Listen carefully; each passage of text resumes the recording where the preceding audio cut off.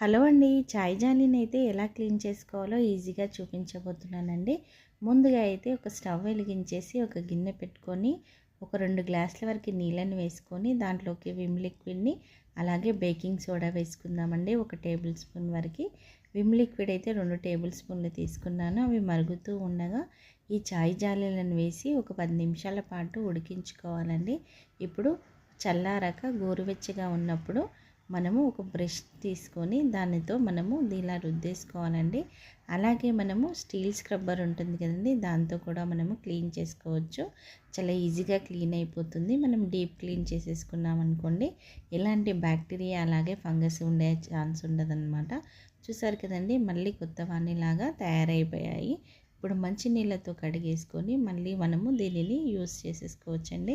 మీకు నచ్చితే కనుక ఈ టిప్ని అయితే ఫాలో అవ్వండి. సబ్స్క్రైబ్ చేయకుండా మర్చిపోకండి. బాయ్ అండి.